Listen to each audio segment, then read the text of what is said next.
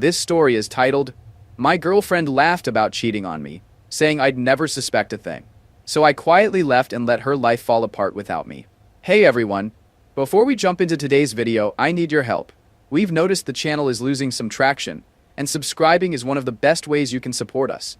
It's quick, free, and it helps us keep bringing you awesome content. Your support means the world. Let's keep this channel growing together. Thanks so much. Now let's start the video. This happened a few months ago, but I needed time to process everything before posting. Made a throwaway since some friends know my main, and this story is pretty specific. I should probably start with some background about myself. I'm 27 male and work as a medical device sales rep for one of the big players in the industry. You know those guys who show up in operating rooms with fancy equipment and teach surgeons how to use the latest implants and tools? That's me. Got into it right out of college, landed a junior position, and basically killed myself working up the ladder. Turns out being young in this field is actually an advantage because you can handle the insane schedule better than the older reps. For those wondering about the money, since it becomes relevant later, base salary is around $165,000 plus commission. Good years can push total comp well over $250,000, but you seriously earn every penny. My schedule is absolute chaos. Up at 4 a.m. for early surgeries, driving between 3 different hospitals most days, late-night dinner meetings with doctors to discuss upcoming procedures. Sometimes I'm in the OR for 12 hours straight. Other times I'm putting 300 miles on my car going between facilities. It's not exactly the kind of job that makes having a normal relationship easy. I also do some consulting work on the side, helping smaller medical companies figure out their sales strategies and get their foot in the door with hospitals. That brings in decent extra cash, but means my weekends aren't really my own either. Looking back, this crazy schedule probably made it easier for Sarah, obviously not her real name, to pull off what she did. But we'll get to that part. Met Sarah, 23 female, about 3 years ago at this little hospital cafe, where I was killing time between surgeries. She was working there part-time while trying to finish her communications degree. Man, first time I saw her, it was like one of those stupid movie moments.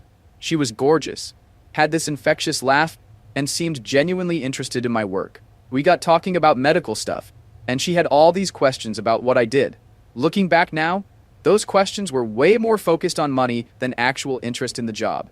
But love makes you fucking blind, I guess. I remember our first real date. Took her to this nice steakhouse near the hospital. She ordered the most expensive thing on the menu without even glancing at the price. But I was so caught up in how amazing she looked that I didn't even care. She told me all about her dreams of working in healthcare PR. How she wanted to help medical companies tell their stories better. Funny how that worked out. Turned out she was pretty good at telling stories all right, just not the kind she claimed. Red flags started popping up pretty early, but I was too stupid to see them for what they were. Like 2 weeks into dating, she was already asking really specific questions about my commission structure, wanting to know exactly how the bonus system worked. When the big payouts came, she'd make these jokes about how lucky she was to find a guy with such a stable career. But you know how it is when you're falling for someone. Your brain just finds ways to explain away all that stuff. The really messed up part? I actually liked how interested she seemed in my career. Most girls I dated before would get annoyed with the crazy hours and constant phone calls from surgeons. But Sarah? She acted like she totally got it. Would bring me coffee during long cases. Text me good luck before big surgeries. Even learned some medical terminology so she could understand what I was talking about. Now I know it was all an act. But damn if she wasn't good at playing the supportive girlfriend role. What gets me is how she managed to make everything seem so natural. Like, she didn't just go straight for the expensive stuff, she built it up slowly. Started with small things, like asking me to grab dinner because she was broke till payday. Then it was helping with her phone bill because she had an emergency. Before I knew it, I was paying for everything, but it happened so gradually that it felt normal. I remember this one time, maybe 6 months in, when she got stranded at the mall because her card got declined. Called me crying about how embarrassed she was. I left in the middle of a lunch meeting with a surgeon to bring her my card. She acted so grateful, kept saying how lucky she was to have me. Even made this big show of trying to pay me back later, with money she'd borrowed from her mom, I found out later. Looking back, that was probably a test, seeing how far I'd go to help her out of a crisis. The thing that really kills me is how many people tried to warn me. My best friend straight up told me she seemed more interested in my wallet than me. My sister said something felt off about how quickly Sarah went from independent to totally relying on me financially. Even my mom made some comments about how Sarah never offered to help with anything that cost money. But I defended her every time, like a complete idiot. told them they didn't understand her situation, how hard she was working on school, how much potential she had. God, writing all this out makes me feel like such a moron. But I guess that's why I'm sharing it. Maybe someone else will recognize these patterns before they waste 3 years of their life like I did. So fast forward about 6 months into our relationship. Sarah's lease was coming up, and she started dropping hints about how much money she could save if we lived together. Made it sound so logical. We were spending most nights at each other's places anyway, and her apartment was basically just storing her stuff at this point. Plus, she argued, combining our incomes would let us get a really nice place downtown. Yeah, about that combining incomes part. We found this gorgeous apartment downtown, walking distance to some of my main hospital accounts. $2,800 a month, which was steep, but Sarah convinced me it was worth it because I'd saved so much time not having to commute. The plan was she'd pay utilities and groceries while I covered rent. Seemed fair at the time since I made more. Spoiler alert, that arrangement lasted exactly 2 months. First it was little things. Her hours at the cafe kept getting cut. They hadn't. I found out later she'd requested fewer shifts. Then she was struggling to keep up with her car payments because textbooks cost so much this semester. Each time she had a money problem, she'd get really anxious, start crying about how stressed she was trying to balance work and school. And stupid me, I'd swoop in to fix everything. I still remember the day she quit her cafe job. Came home in tears, saying her manager was sexually harassing her. Another lie. Turns out she just stopped showing up and got fired. She was so upset, saying she couldn't focus on her studies with all this stress. I told her not to worry about it, that I'd cover everything until she graduated. The smile she gave me, man, should have seen it for what it was. She'd just landed her biggest score yet. After that, my expenses basically doubled overnight. Rent, utilities, her car payment, insurance, phone bill, credit card bills, which somehow kept getting higher, plus all the little stuff she'd ask for. New clothes for interviews, a laptop for school, textbooks, supplies. She even convinced me to pay her student loan payments because she was building her credit for our future. Meanwhile, I'm busting my ass even harder at work. Started taking on more consulting gigs, picking up extra surgeries whenever I could. There were weeks I'd be at the hospital by 4:30 a.m., finish my last case at 6 p.m., then drive 2 hours to consult at some startup med device company until 10 p.m. Some nights I'd get home so tired I could barely see straight. But Sarah? She was living her best life on my dime. Always had the latest iPhone, designer bags, new clothes.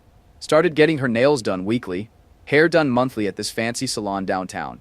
When I'd mention the expenses piling up, she'd get really quiet and sad, start talking about how maybe she was holding me back, and how she understood if I wanted to find someone more successful. Classic manipulation, but it worked every time. I'd end up apologizing and telling her not to worry about the money. Here's the really fucked up part. She got really good at timing her expensive requests with my big commission checks. Like she had a sixth sense for when I was about to get paid. The day before a major bonus hit, suddenly her laptop would break, or she'd have some urgent bill that needed paying. She knew exactly how much I made and when I made it. The worst thing was watching my savings disappear. I used to be pretty good with money, had a solid emergency fund, was investing regularly, the whole responsible adult thing. But supporting 2 people in an expensive city while trying to maintain the lifestyle she'd gotten used to? That shit adds up fast. Found out later she was actually taking pictures of my credit card statements when they came in, tracking exactly how much I had available. Looking back, I can't believe how blind I was. The signs were everywhere. Like how she'd get super interested in my work around commission time, asking detailed questions about which surgeons I was working with and how many cases I had scheduled, or how she always seemed to have some crisis that needed money right when I was too busy with work to really look into it. Now I'm ready to tell you about the day everything fell apart. It was a Tuesday. I remember because Tuesdays were usually my busiest days. Typically had back-to-back surgeries scheduled at 3 different hospitals. But that day, something weird happened. My last 2 cases got canceled because the surgeon caught the flu. It was only 2 p.m., and for the first time in months, I had a free afternoon. I decided to surprise Sarah. She'd been complaining that we never spent time together anymore. Rich, considering what I found out later. There's this really high-end sushi place she loves. The kind where you drop $150 easy on a few fancy rolls. I called ahead, ordered all her favorites. That ridiculous gold flake roll she always posted on Instagram. The fatty tuna that cost more than my first car payment. The works.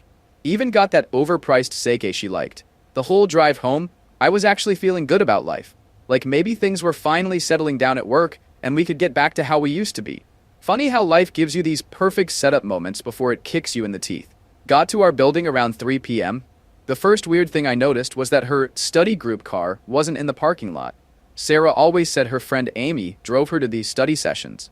But instead, I saw her best friend Jessica's car. Not a red flag on its own, they hung out sometimes.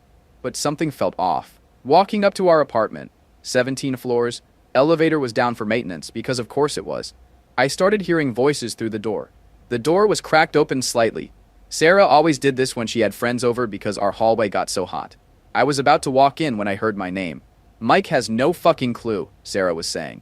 And then she laughed. Not her normal laugh. This was different. Mean. Mocking.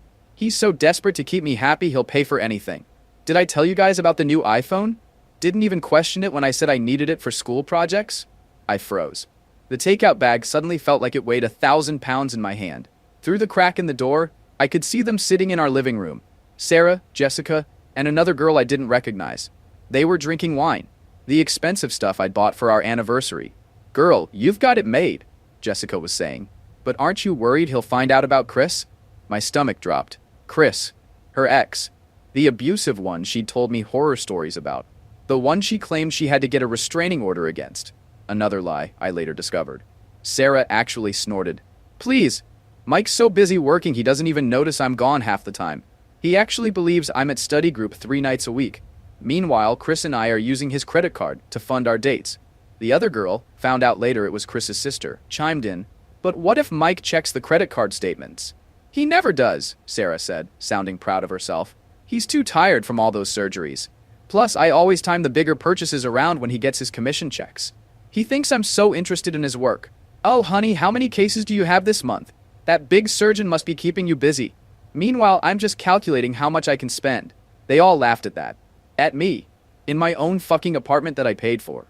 Chris says I should keep Mike around until I finish school, Sarah continued. He's like my personal ATM. And he's talking about proposing soon. Can you imagine? I could probably milk him for a huge wedding, then take half his stuff in the divorce. But don't you feel bad? The sister asked. He seems nice.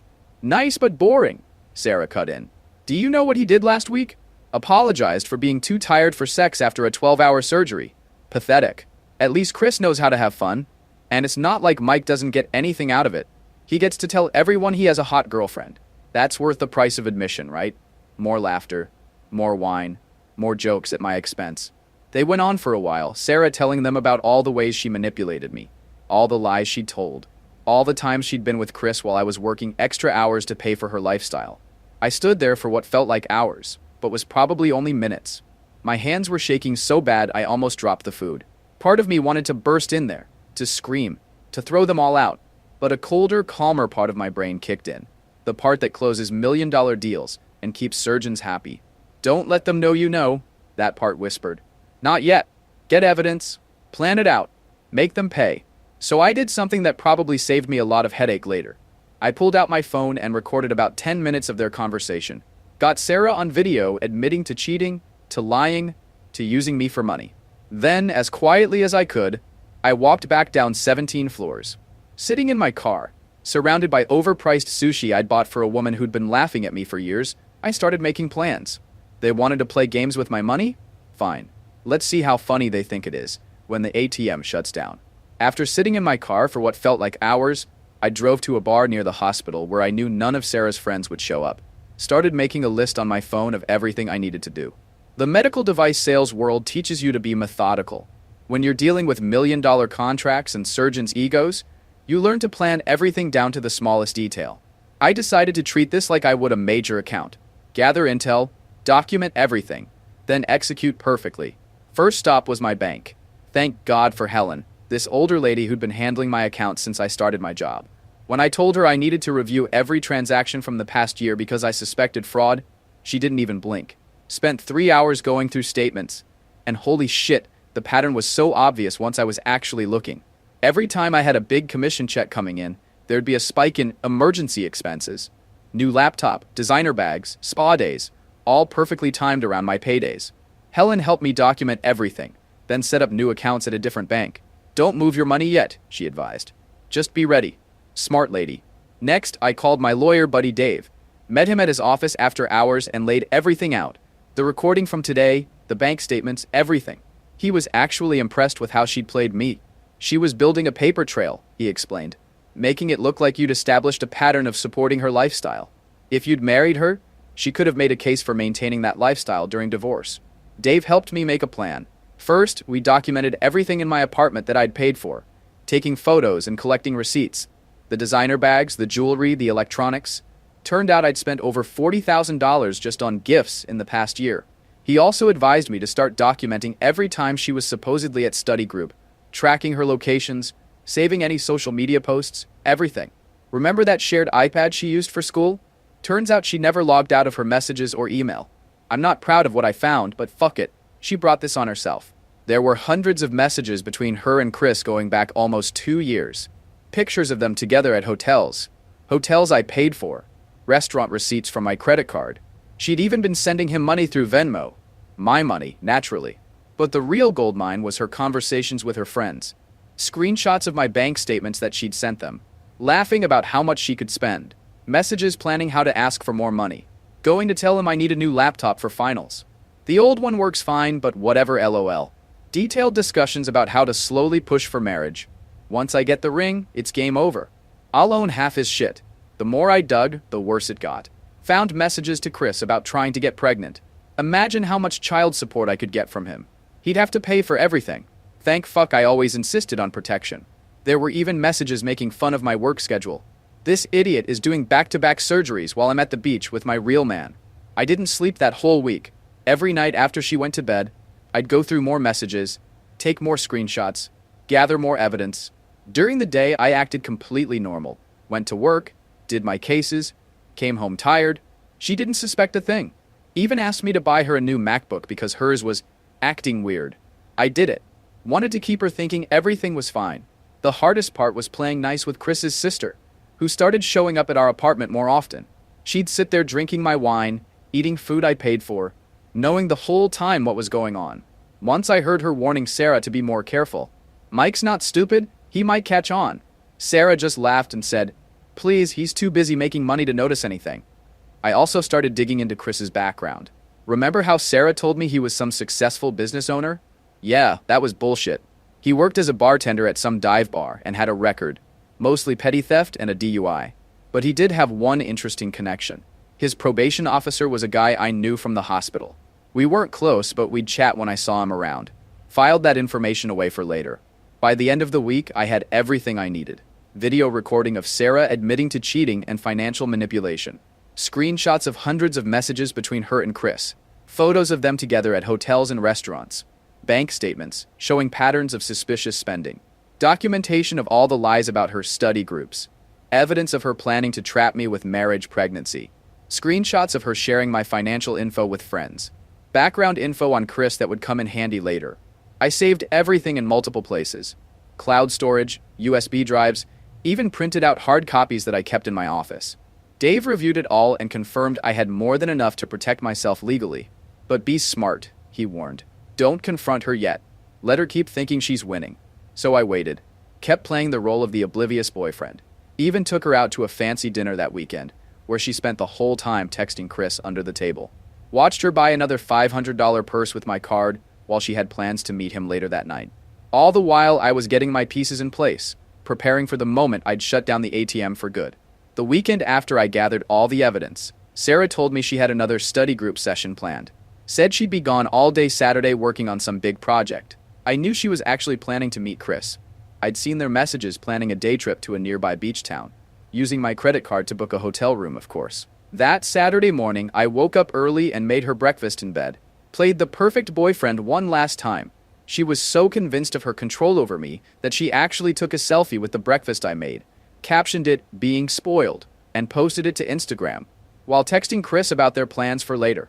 As soon as she left, I put my plan into action. First step was the financial nuclear option. Remember Helen from the bank? She'd helped me prepare everything. Within an hour, I had transferred all my money to the new accounts at a different bank, removed Sarah as an authorized user on all credit cards, canceled every card she had access to, changed all my banking passwords, put a fraud alert on my credit report, documented every penny she'd spent in the last month. Next came the apartment. I'd already talked to my landlord earlier in the week, explaining the situation. Guy was actually really understanding. Turned out his ex-wife had done something similar to him. He agreed to let me break the lease with minimal penalty, and had already drawn up papers removing Sarah from the building's security access. I hired movers, paid them extra to come on short notice. In 4 hours, they packed up everything I owned and everything I'd bought for Sarah. All those designer bags, the jewelry, the electronics, everything went into storage. Left her personal stuff, the things she'd actually bought herself, neatly packed in boxes in the living room. The movers were just finishing up when I got a text from Sarah. Having lunch with the study group. Miss you. She attached a photo of a salad that I knew was actually from last week because I'd seen her post the same photo in her group chat with Jessica. I didn't respond. Instead, I drove to the storage facility and documented everything I'd moved, taking photos and videos for legal purposes. Dave had advised me to keep all her stuff safe and accessible. This way she couldn't claim I'd stolen or damaged anything. The facility's security cameras would prove nothing had been touched. Around 4 p.m., my phone started blowing up. Sarah's first message was casual. Hey babe, might be late tonight. Project's taking longer than expected. Translation. She and Chris were probably getting day drunk at the beach on my dime. I didn't reply. Instead, I went to meet Dave at his office. We'd prepared a stack of papers, documentation of all her spending, proof of the affair, evidence of her sharing my financial information, everything. Made copies and sent them to my work email, my personal email, and gave sets to both Dave and Helen for safekeeping. By 6 p.m., Sarah was getting nervous. More texts started coming in. Babe, why aren't you answering? Did you try to use the credit card? There must be some mistake. Mike, what's going on? Why can't I get into my bank account? The cards aren't working. Call me ASAP. I watched the messages pile up while having dinner with Dave. He walked me through what to expect. She'd probably cycle through panic, anger, attempts to manipulate, and finally desperation. The key, he said, is to not engage at all. You have all the power as long as you stay silent. Around 8 p.m., Sarah finally went home. I know the exact moment she walked into the apartment because my phone essentially exploded. 8:14.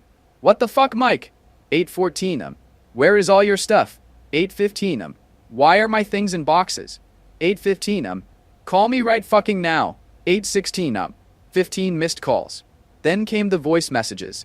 I listened to them later. Quite a performance. She went from screaming to crying to begging in the span of minutes. By 9 p.m. she was calling from different numbers, probably borrowing phones from neighbors. I blocked each one. She tried email, blocked. Instagram, blocked. Even fucking LinkedIn, blocked. She sent Jessica to my office. Security had already been notified not to let her in. The final message I got before blocking her completely was particularly desperate. Please, Mike, I can explain everything. I need my stuff. I have finals next week. I can't lose the apartment. Please just talk to me. I love you. Whatever you think happened, it's not what you think. The morning after I moved everything out, Sarah went into full panic mode. I woke up to 47 missed calls and over 100 text messages from various numbers. She'd apparently spent the night calling everyone we knew, trying to figure out what happened. The story she was telling people was fascinating. According to her, I'd lost my mind and stolen everything while she was studying with friends. See, Sarah and Chris had this regular routine. They'd meet at this upscale hotel where they thought nobody would recognize them.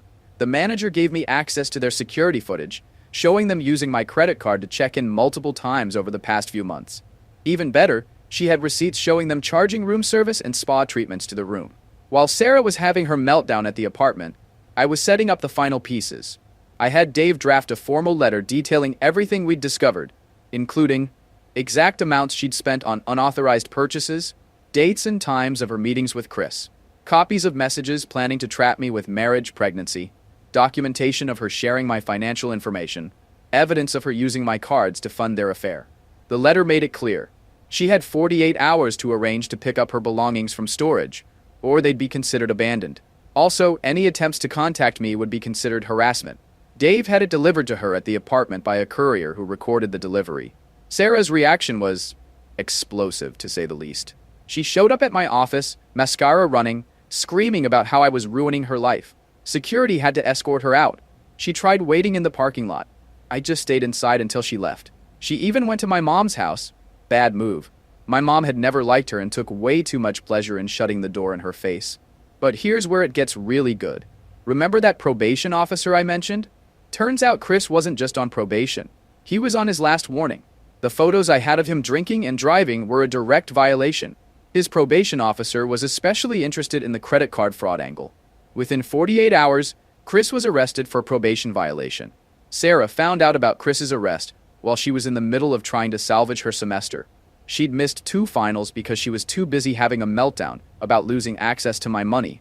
Her professors weren't exactly sympathetic when she tried to explain that she couldn't take the tests because her boyfriend had caught her cheating and cut her off financially.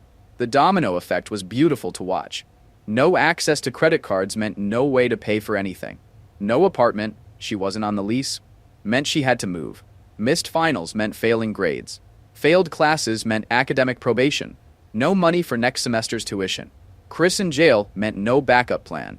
She tried everything to get back in contact with me. Some highlights. Had her mom call my mom, got shut down hard. Sent a handwritten letter to my office, returned unopened. Created new social media accounts to message me, blocked. Got mutual friends to try to mediate. Showed them the evidence, they backed off. Even tried to file a police report claiming I'd stolen her things. That backfired when I showed them the documentation. The best part? Those friends who used to drink my wine and laugh at me behind my back? They disappeared real quick when they realized Sarah couldn't fund those fancy brunches anymore. Jessica, who'd been her main enabler, blocked her number after Sarah tried to crash on her couch and borrow money for the 5th time. Meanwhile, Chris was having his own problems. During his probation violation hearing, evidence of the credit card fraud came up. His probation got revoked, and he was looking at serious jail time. His sister, remember her from the wine drinking session, tried to contact me to explain things. I sent her the video of her laughing along while Sarah talked about manipulating me. She didn't message again. But my favorite moment came about 2 weeks after everything went down. Sarah's dad called me. I actually answered because I was curious what she'd told her family. Turns out she'd been lying to them too. Told them she had a job, was paying her own way through school, all that. Her dad had just found out about all the debt she'd racked up in his name. He wasn't calling to defend her. He was calling to apologize to me and ask how much she'd stolen. The entire house of cards she'd built came crashing down in less than a month. She had to drop out of school, move back in with her parents in their small town, and get a job at the local Walmart. Last I heard, she was trying to convince her parents to pay off her credit card debt and let her enroll in community college. They refused. Chris got sentenced to 6 months for the probation violation. His bartending job fired him, and with a fraud charge pending, good luck getting another service industry job. Apparently, he's been telling people I set him up. Yeah, I totally set you up to drink and drive while on probation, bro. The best revenge? I didn't have to actually do much. Just cut off the money and let their own actions catch up with them. Sometimes the best revenge is just stepping back and watching karma do its thing.